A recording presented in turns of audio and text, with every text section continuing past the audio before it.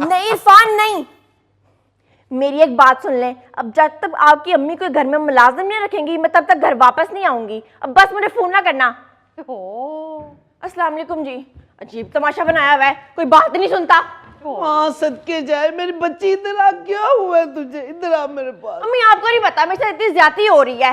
मैं जब से इस घर में शादी करके गई हूँ ना, डस्टिंग मैं करूं, बर्तन मैं धोऊं, कपड़े मैं धोऊं, सफाइयां मैं करूं, खाने मैं बनाऊं, मैं बहू उस घर की क्यों मुलाजिम हूं? मेरी बच्ची के नसीब जल गए। ओहो, ठहर भी जाओ एक मिनट। बेटा क्यों इस तरह कर रही हो?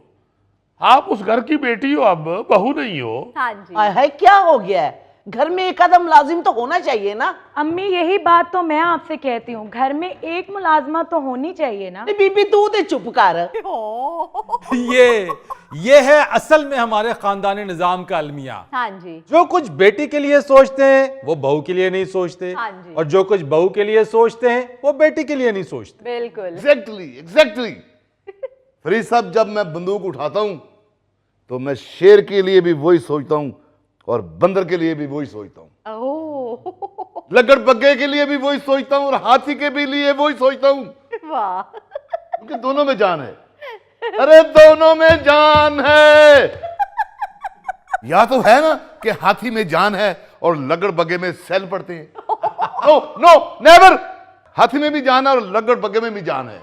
अरे दोनों में जान है बस्ती वालों, अरे दोनों में जान है। ओहो दुरानी भाई, आप अपनी मदारी लगाकर बैठ जाते हैं। देखे ना बच्ची कितनी परेशान आई है। अम्मी परेशानी वाली कोई बात नहीं है। अब मैंने उस घर में जाना ही तब है जब वो कोई मुलाजिम रख लेंगे। बिल्कुल सही कह रही हो तुम आयजा, घर नहीं संभाला जाता, घर में एक मुलाजमा तो होनी चाहिए। ओहो बेटा, तुम्हारा क्या मसला है? उधर तो 10-11 की फैमिली है और हमारे घर में सिर्फ 5। 5 और 5 12। और बस कर दे दुरानी भाई, आपको तो मेरा भाई नजर ही आता है। ठहर जा बीबी, तू भी ठहर जा।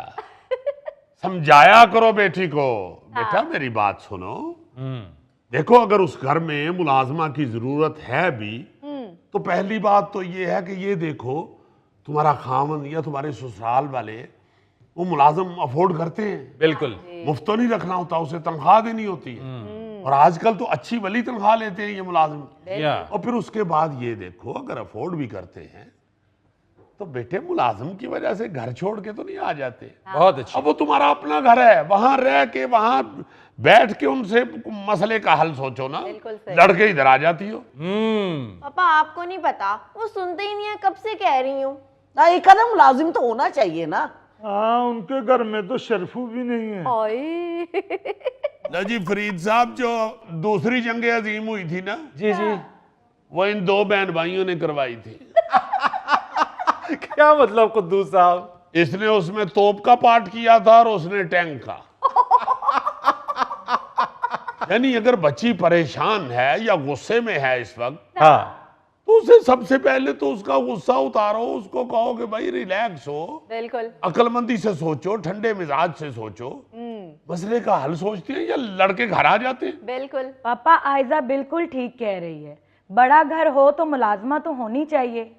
कितने सारे काम होते हैं बड़े घर में पापा, डस्टिंग करनी होती है, झाड़ू पोछा करना होता है, कपड़े प्रेस करने होते हैं, कपड़े धोने होते हैं, बहुत सारे ऐसे काम हैं। बिटिया, घर की सफाई तो मैं भी कर देता हूँ। मामू आप सिर्फ किचन की सफाई करते हैं। अभी कल मैंने आपके साथ मिलकर बेडरूम साफ करवाए थे, बिस्तरे बिछाए थे। तोबा तोबा, बेड से एक तकिया नीचे गिरा हुआ था, आपने सिर्फ वो उठा के ऊपर रखा है। तकिया खुद नीचे नहीं गिरा था, इन्होंने उठा के मुझे मारा था तो वो नीचे गिर गया था। तुम्हें क्यों मारा था? मुझे कहते हैं ये जो कीमा पड़ा हुआ ना इसकी टिक्कियां बनाओ। मैंने कहा साहब ने कहा कि कोफ्ते बनाने हैं। कहते जाके साहब से कहो कि मुझे कोफ्ते बनाने